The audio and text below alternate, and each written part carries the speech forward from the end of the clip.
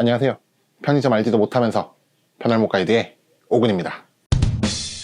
편의점에 대한 영상을 제작을 하면서 최대한 편의점을 접해보지 않으셨던 분들도 이해를 할 수 있게끔 단어를 나름 선택해서 쓴다고는 쓰는데, 그래도 가끔씩 튀어나오는 이런 편의점 용어들, 저도 어쩔 수가 없습니다. 현업에 15년 이상 있다 보니까 그냥 갑자기 툭 튀어나와요.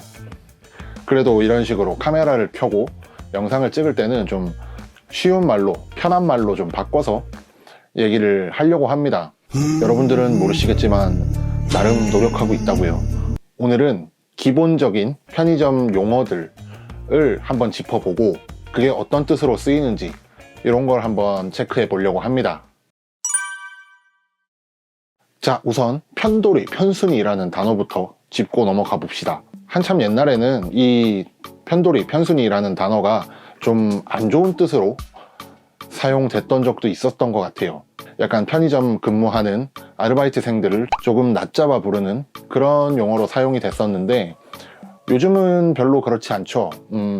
편의점 아르바이트생 이런 식으로 길게 늘려서 얘기하기보다는 편돌이, 편순이 이런 식으로 간단하게 얘기를 하는 경우가 많습니다.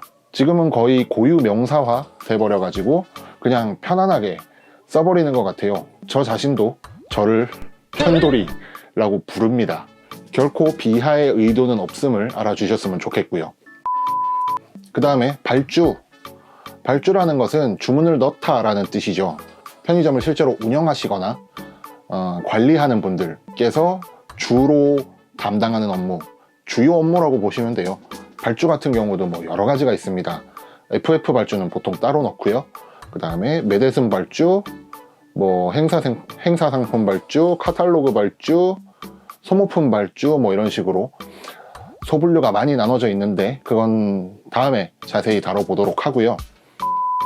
회사마다 다르지만 저희 GS25 기준 9시 50분 마감입니다. 그날까지 발주를 넣은 게 이제 전산이 넘어가서 센터에서 그 물건을 챙겨서 그날 밤 혹은 다음날 배송을 해주죠.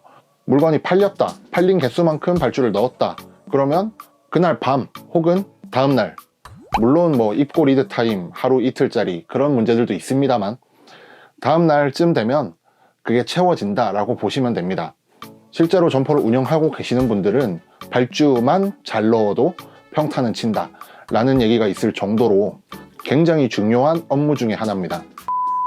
출근길에 편의점 들려보시면 아마 점주님들이 앉아서 컴퓨터를 보고 있거나 아니면 GOT라고 하는 발주 넣는 기계, 패드 비슷한 도구들로 발주를 넣고 있는 모습 보실 수 있을 겁니다. 저도 점포 2개의 발주를 아침 8시에 출근해서 9시 한 반 정도까지 1시간 반에 걸쳐서 빡 집중해서 발주를 딱 넣고 오늘도 알차게 일했다 하고 퇴근 준비하거든요. 그 다음에 뭐 매출이란 단어는 말 그대로 팔린 거를 뜻하는 건데, 보통 서비스 메뉴 매출은 뺍니다. 그건 나중에 정산할 때 한 번에 하고 순수 물건만 가지고 매출을 산정을 하죠. 뉴스 기사에 따르면 전국 평균 하루 매출이 180만 원 정도라고 합니다. 그렇게 통계는 나와 있는데 사실은 잘 되는 데는 워낙 잘 되고 안 되는 데는 워낙 안 되고 그렇기 때문에 매출의 차이는 있을 수 있다. 그 다음에 매출에서 파생되는 단어들이 있습니다. 객수, 객층, 객단가. 앞에 다 객자가 붙었죠. 객은 손님 객자입니다. 한자로. 그래서 손님의 수, 객수는 손님의 수. 그 다음에 객층은 손님의 나이대라고 보시면 되고요. 객단가는 한 손님이 얼마나 사갈 것인가, 그런 얘기가 되죠. 전국 평균, 일평균 매출이 180만 원이라 그랬죠. 전국 평균 뭐 객수는 안 나와 있습니다만은 한 300명 정도 된다고 봅시다. 그러면 180만 원 나누기 300 했을 때 나오는 6,000이라는 이 수가 객단가. 꼭 한 사람이 6,000원씩만 사가는 건 아니잖아요. 평균치라는 거죠. 2만 원어치 사가시는 분도 계실 거고 500원어치 사가시는 분도 계실 거고, 그런 것까지 다 합쳤을 때 평균으로 나오는 그 객단가라는 게 어떤 좋은 점포냐 아니냐의 기준을 세우는데 조금은 도움이 됩니다. 제가 세븐일레븐 다닐 적에는 객단가를 7,000원 이상으로 맞추는 게 목표였어요. 세븐이라서. 왜냐면 담배 한 갑 4,500원이죠. 담배 한 갑에 뭐 커피 한 잔 그리고 뭐 김밥 한 줄 이런 식으로 합쳤을 때 나오는 이상적인 숫자가 7,000원이다 라는 교육을 많이 받았던 기억이 나네요. 전국 평균 객단가가 7,000원 안 될 건데, 그죠? 객층 구분 같은 경우는 예전에는 남녀 두 개로 나누고 그리고 10대, 20대, 30대, 40대, 50대 뭐 이런 식으로 해서 객층 구분을 해야 포스에서 계산을 할 수 있었던, 그러니까 바코드가 찍히던 그런 시절도 있었는데 요즘은 거의 객층은 의미가 없어졌습니다. 왜냐면 어차피 그거에 맞춰서 안 누르거든. 전부 남자 50대 이상으로 객층이 찍혀 있는 그런 점포도 있어서 이게 통계적으로 쓸모가 있냐 그런 의문이 제기가 됐었기 때문에 객층 구분은 요즘 거의 안 하고 있죠. 객층 구분을 하지 않아도 바코드는 찍히게끔 저희 GS25는 그렇게 바뀌어 있습니다. 그 다음에 포스라는 것도 대체할 용어가 없기 때문에 그냥 포스라고 얘기하는데 POS, 포스입니다. 포인트 오브 세일스 라고 교육을 받았던 기억이 나네요. 일본 편의점에서는 뭐 레지를 본다 이런 식으로 얘기를 하는데 우리는 포스를 본다 라고 얘기를 하죠. 손님이 계산할 거리를 들고 오셨을 때 바코드를 스캔할 수 있는, 바코드 스캔 이런 것도 말씀을 드려야 되나? 바코드 찍는 기계가 스캐너고요. 바코드는 물건에 880 뭐뭐뭐뭐 혹은 27000 뭐뭐뭐뭐 이런 식으로 시작하는 상품의 이름이죠. 요걸 스캔하면 POS, 포스에서 어떤 제품이고 가격이 얼마인지 쭉쭉쭉쭉 나오죠. 그래서 포스를 본다 라고 얘기를 하면 보통 계산을 한다 라고 이해를 하시면 되겠습니다. 시설들을 좀 볼까요? 보통 FF 그리고 냉장 제품, 우유, 유제품, 야채나 과일 같은 1차 식품 이렇게 해서 진열을 해놓는 이 시설을 OSC 라고 하고요. GS 기준은 OSC인데 제가 세븐에서 일할 때는 그거를 오픈 케이스라고 불렀어요. 알고 보니 오픈 쇼 케이스 OSC 같은 얘기입니다.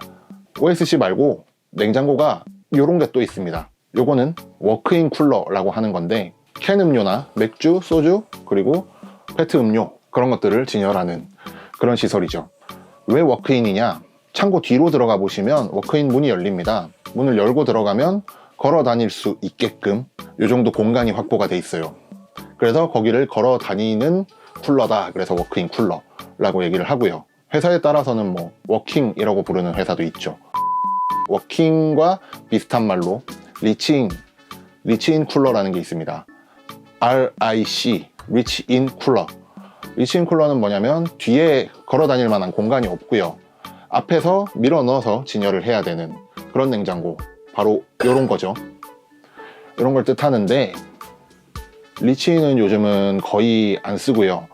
약간 공간이 협소해서 워킹이 들어갈 공간이 없다 라고 했을 때 리치인을 놔주는 경우가 있습니다. 제 1점포에도 리치인 쿨러가 2대가 있죠. 리치인은 말 그대로 리치, 이렇게 닿다 라는 뜻이거든요. 끝까지 손이 닿아야 진열을 손볼 수 있는 그런 쿨러다. 그래서 리치인 쿨러, RIC라고 부르고요. RIC랑 비슷한 게 또 RIF라고 있습니다. RIF는 똑같은데 리치인 프로스트 프로 얼다라는 뜻의 그 영어 단어 있잖아요.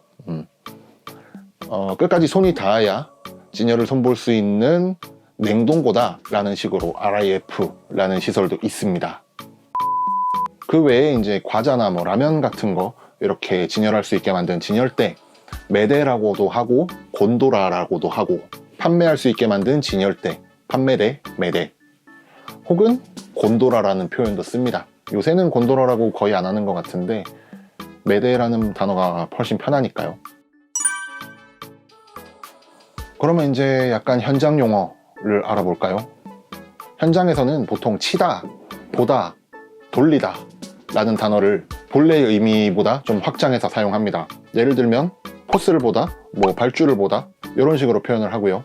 행사를 치다, 맥가이나를 치다, 반품을 치다, 마감을 치다 뭐 이런 식으로 그 다음에 돌리다 같은 경우는 뭐 근무 돌리다 라고 표현을 하는데, 옛날에 근무를 돌린다라는 표현을 한번 썼더니 사람이 기계도 아니고 뭘 돌리냐 라는 식으로 얘기를 하시더라고요. 그게 사람을 기계처럼 돌린다는 얘기가 아니고요. 근무가 24시간, 저희는 24시간 영업을 하니까 24시간 시계가 돌아가듯이 근무가 돌아야 된다. 순환 근무, 교대 근무를 뜻하는 그런 의미에서의 돌리다죠. 사람을 공장처럼 이렇게, 뭐죠? 찰리 채플린의 모던 타임즈처럼 그렇게 노동력을 착취하는 그런 사람으로 이해를 하시더라고요. 그냥 편의점에 현업에서 쓰는 용어일 뿐입니다. 근무를 돌리다. 그 다음에 뭐 까대기라는 단어가 있죠. 까대기는 유통업 전반에서 쓰는 얘기인데 잘 모르시는 분들이 많더라고요. 박스채에 들어와 있는 상품을, 박스를 해체를 해가지고 그 안에 있는 상품들을 이제 꺼낸다, 꺼내서 진열을 한다, 꺼내서 팔 준비를 한다, 그런 뜻이죠.